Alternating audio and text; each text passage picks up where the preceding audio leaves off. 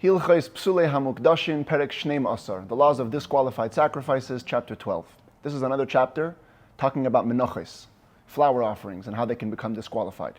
Yesterday it was more the generic mincha, the generic classic flower offering, and the laws of kmitza, how the 3 fingers full of flour that's taken, how those can become disqualified. Today we kind of zoom in on specific types of menachos, or of grain-based offerings. The shtei halechem, the 2 breads that we bring on Shavuos, the lechem aponim, the showbreads of every Shabbat, and a big chunk, mainly the chapter is focused on the korban toida, the Thanksgiving offering, which was of course primarily an animal, but it was accompanied by 40 loaves of bread. 10 loaves of 4 different types of bread. One of them was chametz bread, the other 3 were matzah breads, and this chapter is going to be in large part dedicated to how those breads can become disqualified in different scenarios and what to do in those cases. But we begin with the other types, the shtei halechem, as we're going to see in a moment. It says the Rambam halacha aleph, shtei halechem, v'lechem aponim, v'omer atnufa. We begin talking about 3 flour-based offerings. The shtei halechem is the 2 breads, the 2 wheat breads that are brought on Shavuos. That was the first time the new wheat from the new harvest was offered in the temple. The lechem aponim, of course, is the showbread from Shabbos to Shabbos. A new one was set up, and the old one would be eaten by the Kohanim. Omer hatnufa, that's the Omer of the waving, the second day of Pesach, the first barley offering of the year. Shehoisif b'midasan eichiser kol shehu. If the Kohanim in charge of their offering added or subtracted the slightest amount from their proper measurement, each one has a specific measurement, how much flour it's made from, and how much that flour has to be refined down to, if you recall from the laws relating to each of these sacrifices. Point is, those are very exact measurements. And if you go above or below those measurements at the smallest amount, psuleis, they have become disqualified.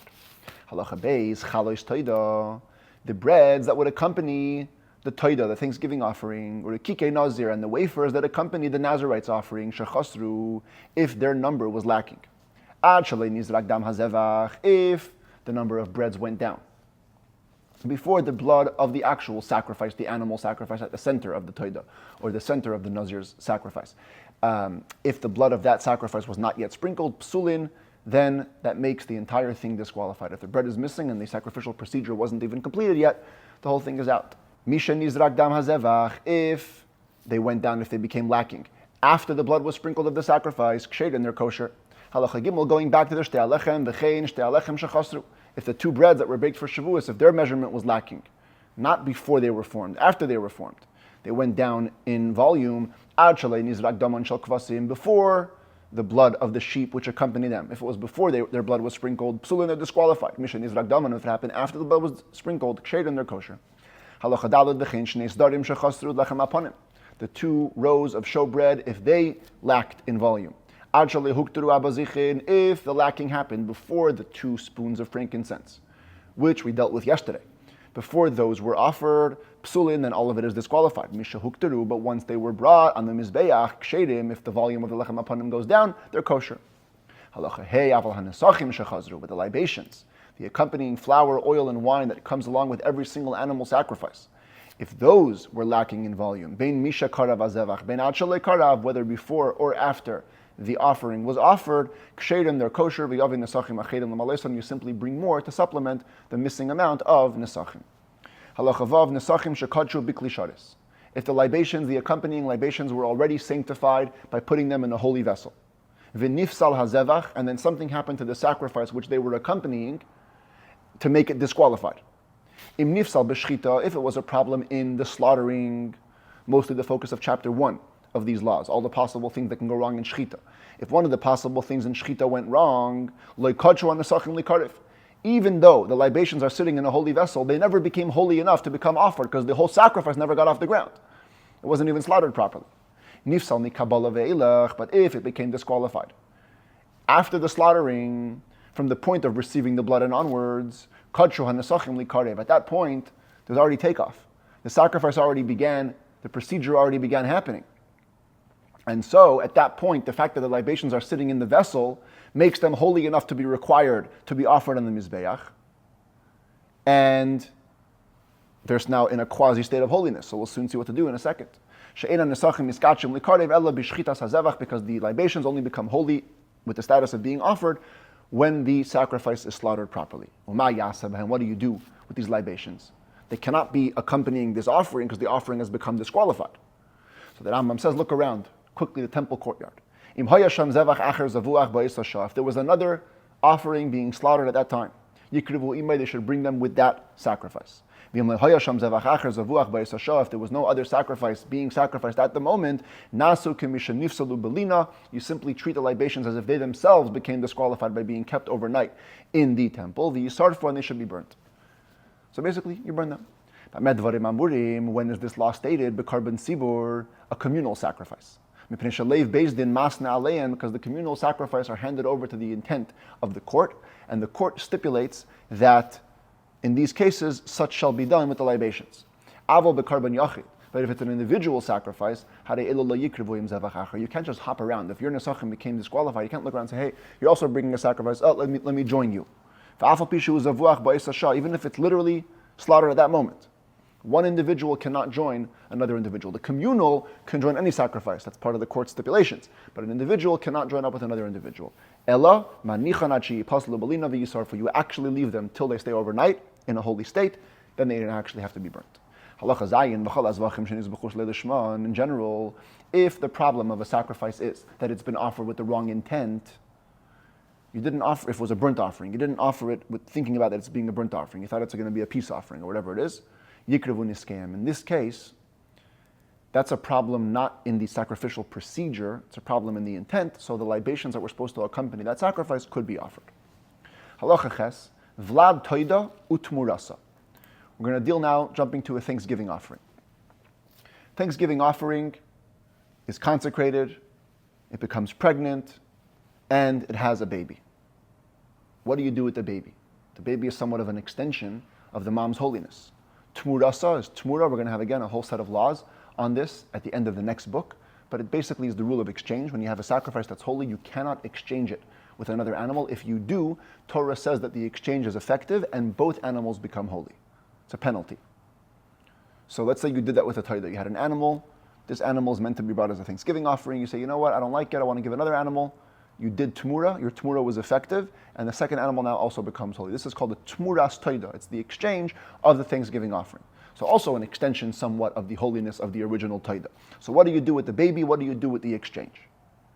Additionally, a third scenario, the hamafrish taida seva avda. Let's say a person set aside an animal for a Thanksgiving offering. It got lost. The hifrish acheres tachteha, and you put aside a second one in its place. So also carrying the extension of the carbon taida. So three scenarios where animals would be carrying the extension of a carbon taida. What do you do with these animals? If you offered these animals after actually using the original carbon taida, so in this case of the baby, you first offered the mom, then you offer the kid, or in this case of the tmura, you first offered the core sacrifice, then you offered the additional exchange, or in the case of the lost one, you discovered the lost one, you offered the lost one, and now you want to offer the one you put aside in its place. These additional extended carbon taidas don't require the full gamut of the carbon taida, i.e. the bread. They don't have to have the bread to be brought along with them. But if you still haven't used the original one for atonement, to bring as a Thanksgiving offering,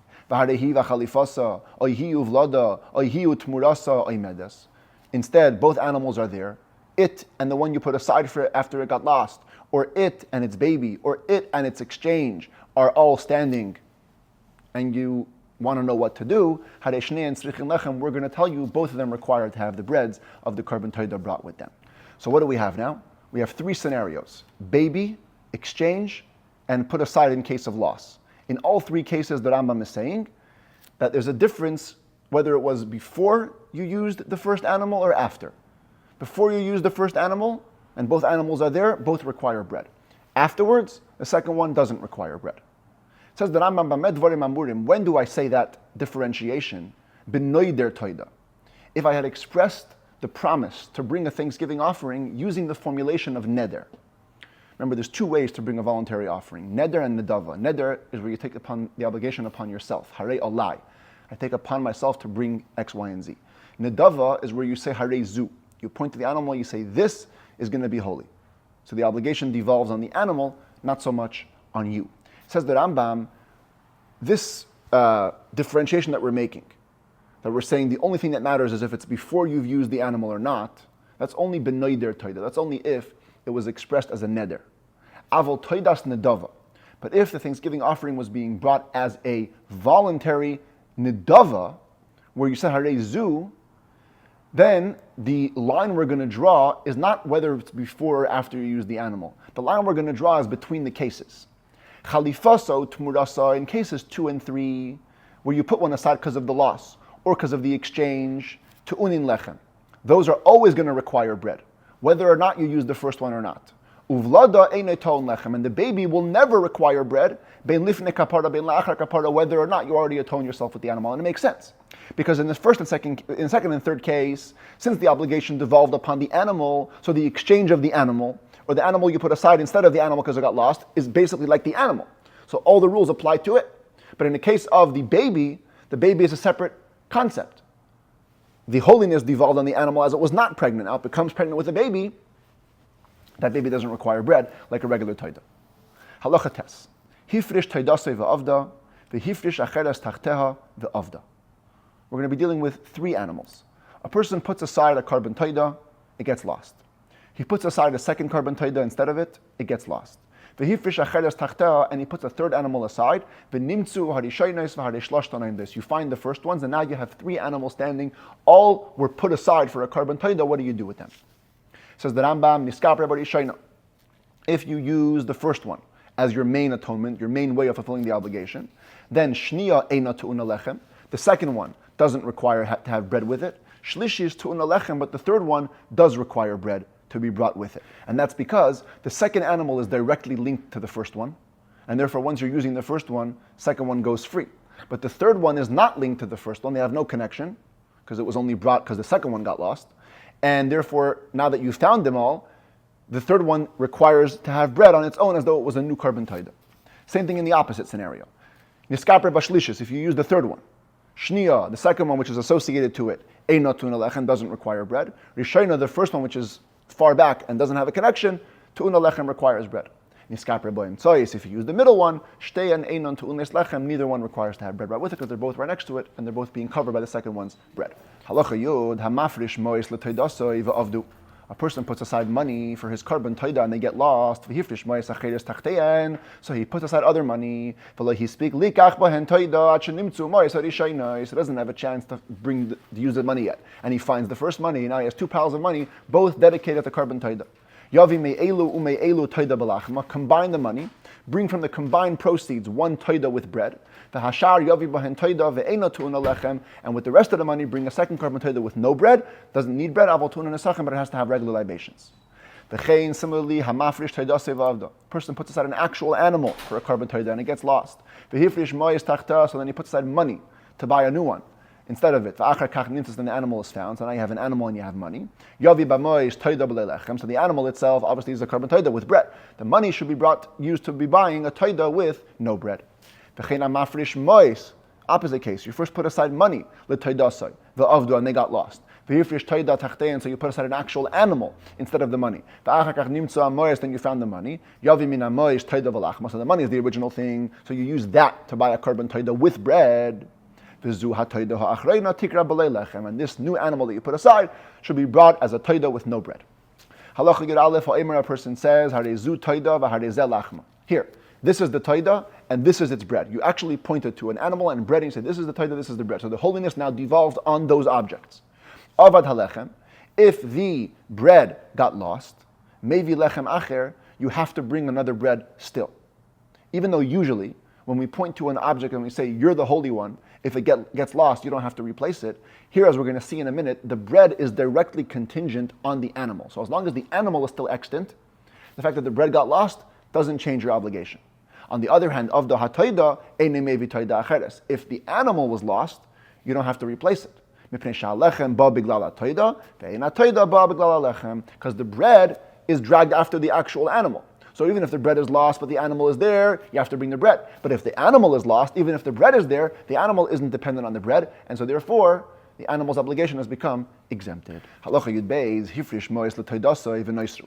person puts aside money for his carbon taida, for the actual animal, and then he has extra money. The animal costed him cheaper. Maybe bahen lechem, you can use that same money to buy the bread to accompany the taida. Because again, the bread is dragged after, it's part of the animal. On the other hand, hifrish la lechem v'hoisir, if you put aside money just for the bread, and you had extra money, you cannot use the extra proceeds to buy the actual animal of the taida. These are only for bread, and that was it. The bread can't be transferred to the taida. Yud gimel ha'emer harezu taida. You point to an animal and you say, this is the taida. And then you do tmura. You by mistake or on purpose, you exchange it with another animal, which causes the penalty of them both becoming holy. And then v'nisarva bitmura, so then it gets mixed up. You lose track of which one is which is the core one and which is the exchange. One of them died, you don't know which one died. The remaining animal can never be fixed. If you do bring bread with it, maybe it's the exchange one, which doesn't require bread. If you bring it with no bread, maybe it's the core animal, which requires bread. Therefore,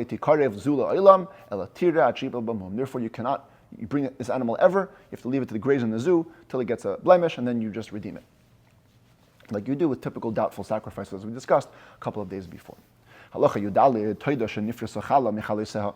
You have a carbon toida. All the breads are prepared and in place, and then one of the chalas, one of the breads, cracks, breaks. Kulan psulais, they're all disqualified. You have to be very careful with the breads. Yata sachaloi nitma. If one of the breads exits the temple premises or becomes impure, shara chalis ksheres, whatever remains is still kosher. Nifras lachma, oy nitma yatsa. But if the bread became cracked or impure or left the temple premises before the whole animal was slaughtered, maybe lechem acher v'shechet, you can bring new bread and slaughter it, because slaughter didn't get off the ground. The sacrifice didn't begin. But if it was after the slaughtering that it broke or it became impure or left, the blood should be sprinkled, the meat should be eaten, the bread is completely disqualified, and the person bringing the offering has not fulfilled his promise. Got to bring it again. If it was already after the blood was sprinkled, the whole procedure is finished, and then the bread breaks or impure or exits, you